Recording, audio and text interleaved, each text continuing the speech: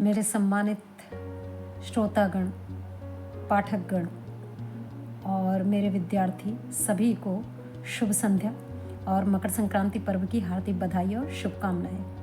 मैं आज आपके सामने एक संदेश लेकर के आ रही हूँ और ये संदेश है जीवन से जुड़ी हुई वे बातें जो हम अपने व्यवहार में, हर एक व्यक्ति का अपना स्वभाव होता है, तो सब व्यक्ति कुछ ना कुछ विशेषताएं रखते हैं जिसके आधार पर कुछ व्यवहारिक होते हैं, कुछ संवेदनशील ज़्यादा होते हैं।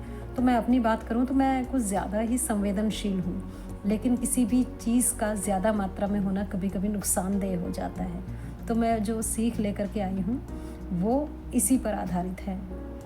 तो मैं आपको बताऊंगी इस बारे में कि कभी कभी बिना सोचे समझे ज़्यादा संवेदनशील होकर के कोई कदम उठा लेने से क्या दिक्कत आती है। मैं आपको थोड़ा सा चित्रों के माध्यम से भी बताती हूँ और लिए चलती हूँ उस तरफ। ये देखिए, मुझे गाय, उनके बच्चे सभी से बड़ा लगाव है। आप देख सकते हैं ये जितने भी जानवर मेरे पास में दिखाई दे रहे हैं, मैं किसी को भी नहीं जानती। ये गाय को नहीं जानती, मैं ऐसे ही जंगल में थी, कहीं रुके थे वहाँ मिली थी। ये पिल्ला, किसी को भी मेरा परिचय नहीं। ये खरगोश, मुझे जो मिल जाए मुझे अच्छा लगता है। बच्चे भी, ये मेरी फ्रेंड का बेटी है। और ये देखिए, इस बच्चे से मैं अपरिचित हूँ, दुकान पर बैठा था तो मैंने गोदी में उठा लिया। ये खरगोश देख सकते हैं, ये गाय का बच्चा आप देख सकते हैं।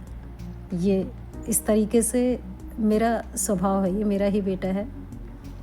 ये देखिए, बच्चे बहुत प्रिय हैं और मुझे ईश्वर की हर चीज़ से प्रेम है। ये मेरे विद्यार्थी भी हैं, मेरे साथ वाले हैं, ये हृदय में हमेशा रहता है, ये मेरे सहयोगी। तो जो भी जिनसे भी मैं मिलती हूँ एक आत्मीयता से, ये देखिए, ये प्रेम के वशीभूत होकर ये भैया मुझे 25 साल बाद मिले। और उन दिनों के हमारी मुलाकात जब मैं कवि सम्मेलनों में जाया करती थी तब से परिचय था, लेकिन फ़ोन नहीं होने से पता नहीं था। तो मैं आगे की बात पर आती हूँ कि यही संवेदनशीलता की बात। हुआ यूँ था कि हमारे घर के ठीक सामने एक खेत है जो कि चारों ओर से उसमें जो कटीले वाले तार होते हैं लोहे के, आपने देखे होंगे, 3-3 ऐसे इस तरह से ऐसे नोकें निकली रहती हैं इस तरीके से। तो उसकी पूरी तार बाड़ की गई है और वहाँ एक कहीं से गाय फंस गई थी। तो वो निकलने का कोई रास्ता नहीं था। बात अक्टूबर के महीने की शुरुआत की है, 3 तारीख की। तो वहाँ गाय फंस गई थी और वो लगातार चिल्ला रही थी।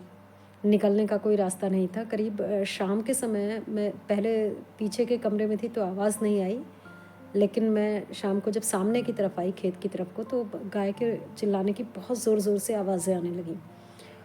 तो मैंने बाहर जा कर के देखा, अपना काम छोड़ करके मैं देखने के लिए गई। गाय इधर से उधर दौड़ रही थी और माँ माँ चिल्ला रही थी। तो मैंने उसकी स्थिति देखी, उसको पानी दिया मैंने 1 बाल्टी, उसने पानी नहीं पिया। मैं घूम करके देखने लगी कि ये गाय को कहाँ से कैसे निकाला जा सकता है। चूँकि खेत चारों ओर से तार बाड़ थी तो चारों ओर से बंद था, निकलने का कोई रास्ता था नहीं। तो दिमाग में कुछ नहीं आया कि इसको कैसे बाहर निकाला जाए। तो मैंने क्या करा, जो मैं बिना सोचे समझे काम करने की बात कह रही हूँ, मैंने उसको निकालने के लिए जो वो तार बाड़ थी, लोहे के कटीले तार, उनको अपने दोनों हाथों से ऊपर कर दिया।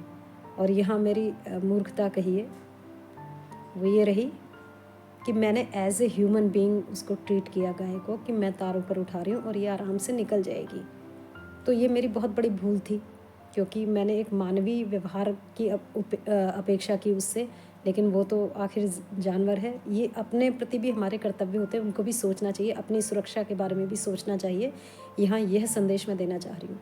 तो मैंने हाथ से वो उठा दिया और तार के उठते ही मेरी अपेक्षा के बिल्कुल विपरीत, मुझे उम्मीद नहीं थी, मैंने सोचा गाय आराम से निकलेगी, उसने ऐसा जंप मारा कि वो जो तार था वो पूरा ऊपर उठ करके गाय उसको लेते हुए आगे गई और मेरा पूरा हाथ फाड़ता हुआ तार बाहर निकल गया। इस तरह से मेरा हाथ बहुत बुरी तरीके से जख्मी हो गया। अब आप अक्टूबर से लगा लीजिए, जनवरी आ रही है, तो अभी भी मतलब हाथ तो वैसे चोट तो ठीक हो गई, लेकिन पूरा हाथ अभी भी दर्द की चपेट में है। और कब जाने सही होगा, समय लगेगा शायद, क्योंकि बहुत गहरा ज़ख्म हुआ था और उसकी वजह से अब मूवमेंट में प्रॉब्लम है, कई तरीके की परेशानियां हैं। तो मैं आप सबको जो ज़रूरत से ज़्यादा संवेदनशील हैं या एकदम से बिना सोचे समझे जो कदम उठा लेते हैं, उनको मैं ये संदेश देना चाहूँगी कि यदि हम किसी की सुरक्षा भी करने चाह रहे हैं तो हमारे अपने प्रति भी कर्तव्य हैं, उसको भी ठहरें, ठिठ के सोचें कि हमें भी हानि ना हो और दूसरे का भला भी हो जाए। वो कैसे हो, इस पर हमको थोड़ा सा विचार करना है। तो अगर हम ये देखते हैं, मैंने शायद प्लास से पकड़कर या किसी और चीज़ की मदद से या किसी और को बुला करके तार ऊपर किया होता तो ये घटना संभवतः नहीं घटती। खैर होनी थी, लेकिन जहाँ तक वो चीज़ों को रोका जा सकता है तो हमें कुछ भी हम कर रहे हैं। मैं अक्सर मन की, दिल की बात कहती हूँ कि हमें अपने मन की वो करना चाहिए, लेकिन यहाँ पर जो भौतिक रूप से व्यवहार हैं उन पर भी हमें ध्यान देना चाहिए। देखिए, संवेदनशील होना बहुत अच्छी बात है और संवेदनशीलता के कारण ही मानवता भी है। जब हम दूसरे को दुख को देख करके पिघलते हैं तो ईश्वर भी इस चीज़ को जानता समझता है, क्योंकि देखिए वो किसी के साथ अन्याय नहीं करता, पक्षपात नहीं करता है। सूर्य की किरणें पूरी सृष्टि पर एक जैसी पड़ती हैं, तो हमारा भी ईश्वर की कोई भी, प्रकृति की कोई भी चीज़ वो सबके लिए समान रूप से वितरित होती है। तो हमारा जो भावनात्मक, रागात्मक जो संबंध है वो प्रकृति में, मनुष्य में, हर प्राणी के भीतर समान रूप से होना चाहिए। और वैसे भी कहा ही गया है कि परोपकार पुण्याय पापाय परपीडनम। यदि आप दूसरे के दर्द को अपने जैसा समझ करके महसूस करते हैं तो निश्चित रूप से आपके हृदय का विस्तार है। लेकिन संदेश यही आ रहा है कि सावधानी रखें और अपने प्रति भी सजग रहें। अब मैं आपको, अभी तो मैंने कुछ जानवरों से प्रेम के चित्र दिखाए थे, अभी अपने हाथ की स्थिति मैं दिखाने के लिए आपको ले चलती हूँ। सो चलते हैं।